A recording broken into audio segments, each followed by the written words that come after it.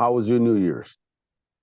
New Year's was interesting, man. All right, so I'll take it back. So, as you know, I work as an athletic director for high school. So we were out from like the 22nd, probably even earlier, up into the second.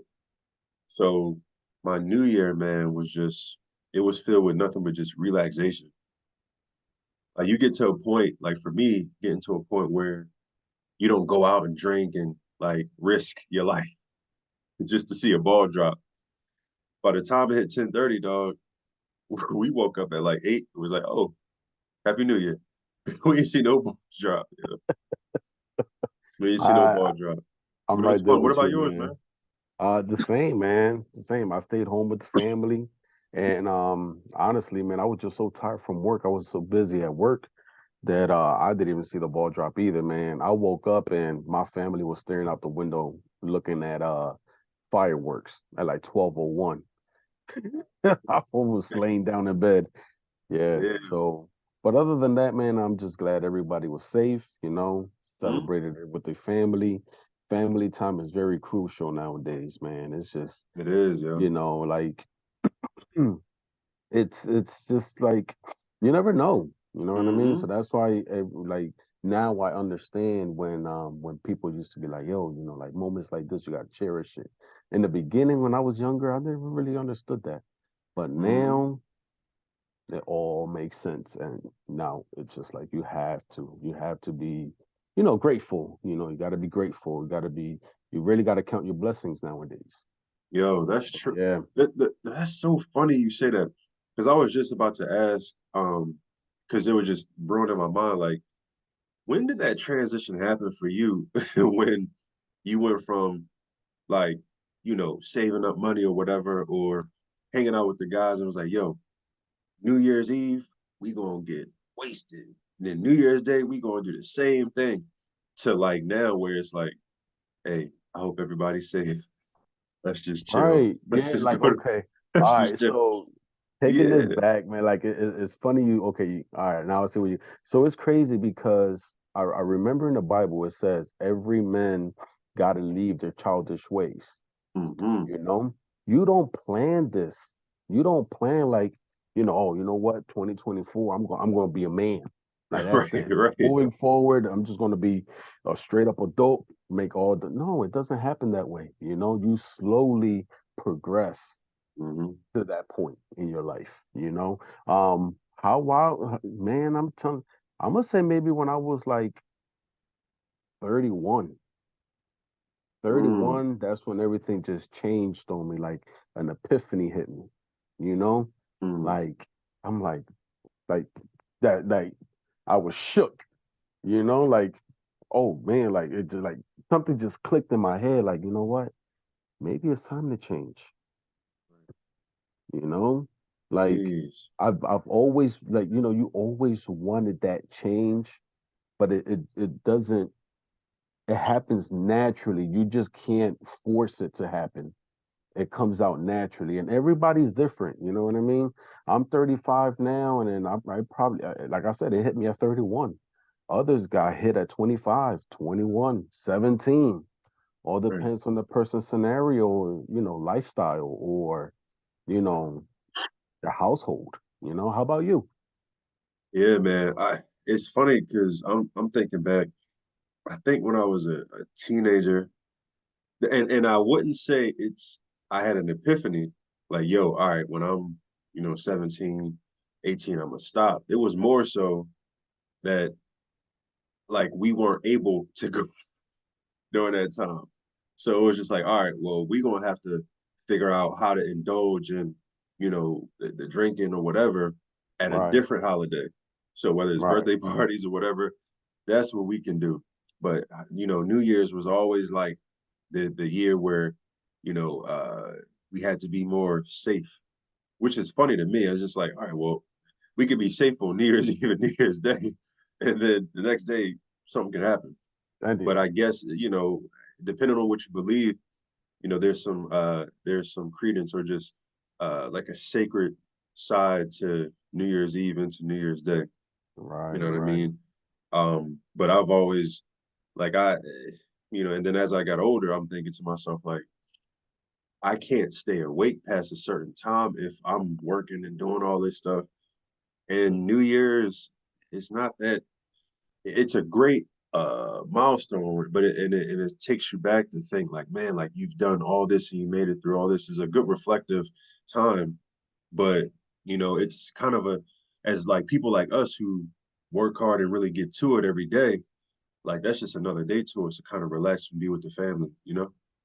Yeah, no, I completely agree. But now that we in this topic, when Yeah, did you ever feel as though like it was like not okay? I'm gonna be just straight up honest with the yeah. question. When was it when it hit you and you told yourself like that's it, like I'm done with basketball, like I can't play no longer. Oh man, this is a good one. So, uh, all right, I'll try to make the long story a little less long, but there's some points that I want to like address here so you kind of understand where my mindset was at. Okay. So it all started in high school. So you got ninth grade, 10th grade year. I was over at, Oxford High, that, pretty big school. It was a big opportunity for me because I wasn't fully abreast of like, you know, the rural area and the farmland. Like I'm not really from that. So it took me a very long time. Even now, it's still like there's still like, the part of me is always going to be where I'm from, which is Philly. But Hmm. it was hard for me to adjust. But through reading, you kind of get to understand it. But like as far as the athletics is concerned, my ninth and 10th grade year, I was playing any sport, whether it's football, basketball, dabbled in baseball, soccer, did like a whole bunch of stuff. But my first love, honestly, was football. Just so happened that I was such a good athlete when it came to basketball. Now, mind you, I didn't say I was a good skilled player. I was just a good athlete. So I can run, jump. I dunked, in the game at sixth grade. So people said, oh, if he could do this, we can mold him to become a good basketball player.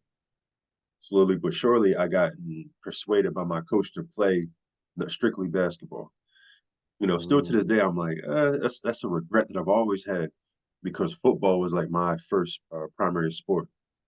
But as I was playing basketball, I didn't know much of like preventative measures or preventative maintenance, such as like, dynamic stretching and so forth. I did it, but at the end of the day, you're a kid. You just go out, get a basketball, go play. You don't worry about back aches, leg aches, or the potential injuries that can occur. Unfortunately, going into my senior year of high school, no, junior year of high school, it was a summertime. Well, that's technically you're going into your senior year, but we have summer camps. We had summer camps every year at Alvernia College. 11th grade year, we're at Alvernia College, um, playing.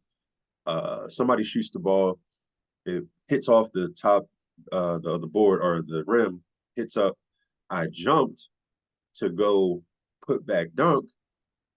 I did, and then when I landed, all you heard was like a pop. And then that's when I was like, oh shit, what is this? Like, I've never experienced like an uncertain, like it was like an uncertainty. It was painful, but like it was more so, yo, I don't know if I can jump like this right now. And that's what was going through my head at the time. I was sitting there, coaches were screaming and stuff like, what's going on? What's going on? Like, hey, let's go get this. Like, he thought I just was going to get back up, but I didn't. And I'm thinking in my mind, like, yo, this, I don't know if I can jump like that right now. It's over. Like it's Yep, just straight. that was it. Oh I don't know what man. it was, but I just knew something was up.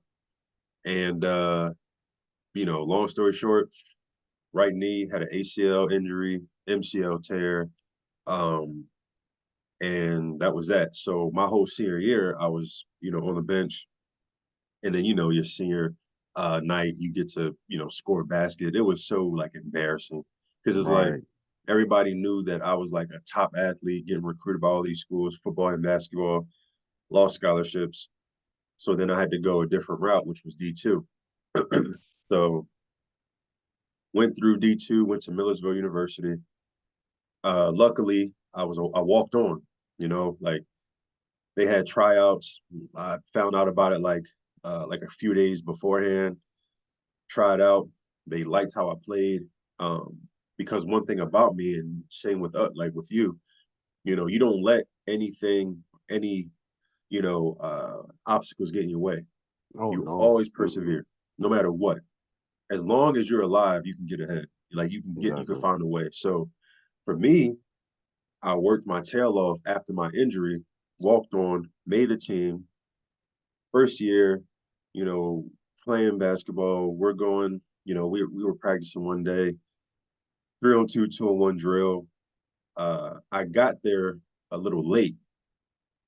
So my routine was a little off. I didn't stretch much. I did stretch, but not the stretches that I wanted to do. Right. You was like in a rush that day, kind of thing. Yep, just on a Yeah. rush. Yeah. 3-on-2, 2-on-1, something's telling me, yo, you might want to slow down a bit, homie. Stretch a little bit. It's not like you're gonna get in trouble. Like they know that you're here. Just stretch. This is a different type of basketball. It's D2. Like they'll give you some breaks, especially they know and people know that you are the real deal. Like you can play. I didn't think that. I was just like, yo, I got to get on the court because if I don't, then people gonna think that I'm, Yeah. not a Slacking. hard worker. Yeah, you So slacking. You just here for the ride. exactly. Uh-huh. Oh, so I understand the type of pressure you put yourself into. Right. Yeah. So 3-on-2, 2-on-1, coming down for a left hand layup. So like we were doing all these drills and I'm doing all these dunks like windmills off of one foot and all this other crap. So I'm feeling it. 3-on-2, 2-on-1 drill. I remember it like it was yesterday. Guy had it in the middle. I was running down the left side. He bounced passes it to me, and I went up for a left hand layup, like a lazy one. All of a sudden, you hear another one, but this time it was on my left knee. So once that happened, I knew I'm like, oh shoot, Yeah. that was it. Um, but it got to a point where I had to like I had to get I like my mentally like I was okay because I went through like the mental burden in my junior year going into my senior year, but the left knee kind of like validated it was time to think of something else. Fast forward now, I coach for a while, became athletic director, and the rest is history. So, That's what's up, um, man. so that's why I decided basketball wasn't something I could pursue again, because it was just not for me. Uh, but yeah, man. So yeah, like all that, I just like it came back full circle. Like all those two times was like full circle moments for me that kind of made me contemplate, you know, what what is sports supposed to do for me, or what is it supposed to? What is this telling me? Like, what is me getting injured? Dedicating my time, my heart on, like my blood, sweat, and tears to something, and then I get to a point where I'm at my pinnacle, and I drop back down. And metaphorically, man, it was kind of like how just life is, ebbs and flows in life. But it taught me so much about life in itself, where you will Yeah. always Like what? reach. That was going to be my next question. Uh huh. What did your process taught you? It taught me about And just reaching your highest heights, but always remember that in order to get higher, you need to go further down. Like mm, there's no balance. Like there's an right. imbalance if you're going one way So because it's like that saying, if you get knocked down 7 times, you will yep, get back 8. So in exactly. order to reach that pinnacle, you gotta hit low. You got to. Exactly, man. It's a scientific equation that nobody can really explain, like the ebbs and flows of life. But we do know the way that you learn is through failure. The way that you grow is through, breaking yourself down. The way that run faster is by, is like doing the opposite of that. and then you learn how to do something better. So like for me, it was I know I'm great, or I'm really well. I do well at this sport. I'm athletic, but maybe my mental strength just wasn't as strong as it was supposed to be. So okay, boom, first knee is out.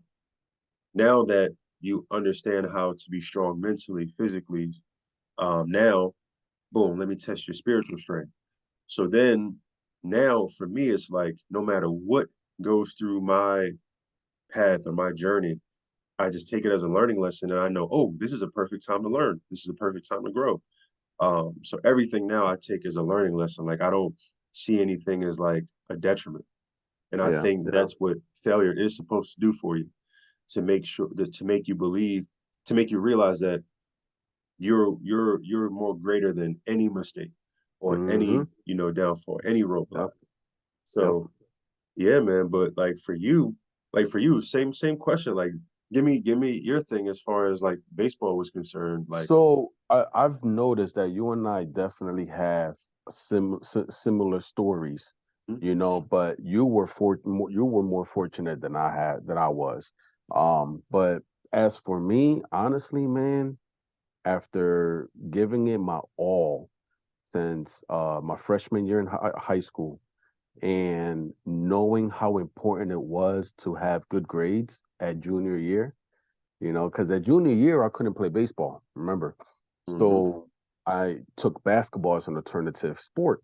So that's like I said before, that's what I learned what hard work and dedication meant, and because the way I was working out, the way I was training for sport, had no clue of, you wow, know, and it really, really taught me how to step up my baseball level. Like I'm telling you, to like I have wow. never had so much fun playing baseball in my senior year from all of my failures. So Mm, like so like you said, I failed so many times in baseball, you know. I've got oh my gosh, like I said, junior year I couldn't play. wow. So I was devastated, but I didn't let that stop in me. I tried a different sport, and with that sport, that taught me the missing pieces I needed throughout my baseball journey in order to make me become the player who I was supposed to be, Right. or I was at that time.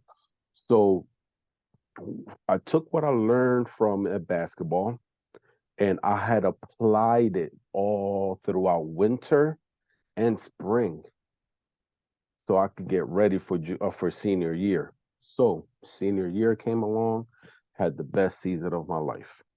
That's when I knew like I this is what I have to keep going. If I have to go to college, I'll go to college. I don't care, but this is all I want to do. Like all I wanted to do was baseball. So here I am, real proudful guy. I was not humble at all. I was super cocky, thought I knew everything, and come to find out, life, Mm, you know? yep. There it It's like is. they say, closed There it mouth is. don't get fed. And it's true, closed mouth don't get fed. I didn't ask for help. I didn't know which way to go. When I first stepped into that campus, that college campus at IUP, I did not know where to go, bro.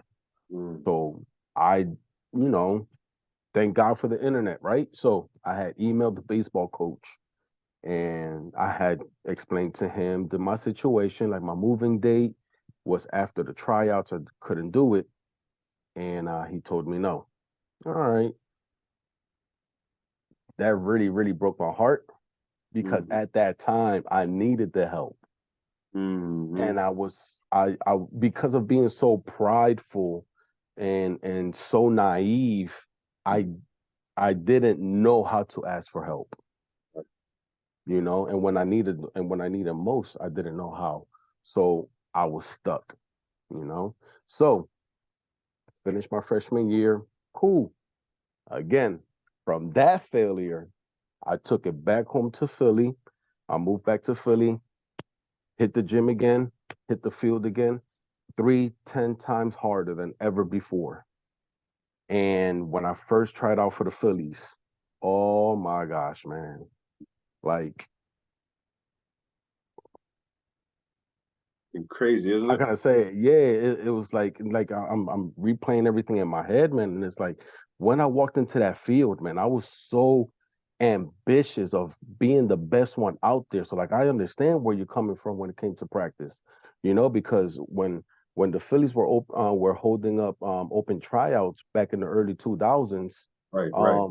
I was fortunate enough to make it, and I was trying out for outfield, and I see these guys, man. I'm talking about 3, 4 times bigger than I am, 3, 4 times faster than I was, baseball IQ much higher than mine. I mean, these guys were college guys. They were playing D1, D2 ball. I'm fresh out of high school, you know? So best believe I didn't let that scare me. Right. Best believe I see these guys letting the ball drop from a pop fly. Like, no, no, you gotta get that. Don't let that ball drop. You gotta True, get that. When it's your true. turn, don't let that ball touch the floor. When it's your turn. That was me speaking to myself. And it helped. I was the only one who didn't let the ball drop. I made all three of my targets. Best Mm, believe, man, they wanted to see me back, and I walked away. right, I walked away because again, I wasn't happy with the results they gave me because I numbers don't lie. You know that. right. Numbers don't lie. So my numbers while I was training was much better than my actual performance. So what did I tell myself? There's always next time. Mm, mm. And there's no always no. That's No, not the there's case. no, yeah, That is not the case. not That at is not all. the case at all. The moment you walk away from an opportunity, forget about it. That's it. That's it. Yep. So with that being said, yeah, I didn't get a chance to play college ball. Now I Right. come to find out that I needed to play college ball in order to go pro. With my situation compared to foreigners coming out of different countries and just Yep.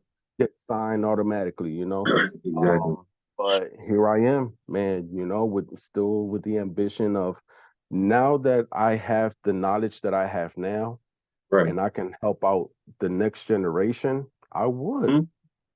I would. Mm-hmm. And now that Mm-hmm. I know what it takes to be there for an athlete, Exactly. every Exactly. athlete, every athlete needs that one coach to just gives them the extra push. Yo, You it's know, you are absolutely right about that, yo. There's every nothing like athlete. someone who displays a belief in you. True. So true. That can change And a little kid's life. yo, man, big time. Big time. I mean, like I know I'm not the greatest coach out there, but I'm one of the best, and come to find out, not everyone's gonna like the way I train. The way I train is for specific kids, Exactly. not for everybody. And I had a hard time understanding that. I had a hard time um coming in terms with that. Like the way I coach and the way that I believe, these kids needs to be guided with, a certain way. Mm-hmm.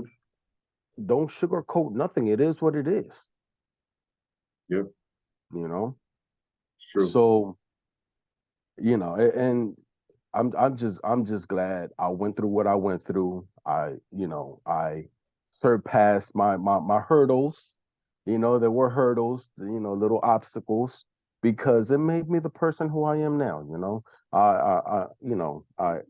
I could really sit here and say that I could be a really good resource to the baseball community. Exactly. And Mhm. and honestly, man, that all comes from experience. You know what I mean? Yes, Like yes, it is right there. Like you can say and you have the experience of going to the trials on a national level. Not many people get to do that, man. hmm Like the statistically speaking, that's very, very that's a high, like a very low percentage of actually being like discussed about or talked about. and Mm-hmm. invited to, the trial. And even if you go, like chances are, if you aren't an elite caliber player, they're not going to look at you any much more than 10 seconds or the time that you took to register. Correct. So like it goes beyond just that for you. You know what I mean? Like you were able to actually play and be sought out, and people were looking at you, and you were actually participating in the tryout the entire time. And you said that you didn't want to do it. Like, you know what I mean? So that alone says how great of an athlete like you were at that time too. Yeah. So like Mm-hmm. taking that and now using that as a way to kind of like share and channel it into a leadership uh uh into a leadership position, like you still have the mentality of an elite athlete. So that doesn't go. You know what I mean? That only develops over time. Yeah. So Facts. so like as an athlete, you were an elite athlete. So imagine now as a leader with tons of experience. So people better like take note of like what you have to offer, man, because Mm-hmm. it, Same it's with not. you. Yeah. Same with you. You know, Hmm. I truly do believe we're the underdogs, Right. and we're just slowly creeping up in this world. Hmm. And when it's time for us to make noise, we're gonna be heard. Right. We're gonna be heard, and we're gonna be heard loud and clear. You're a great, great person. Your leadership skills is stupendous.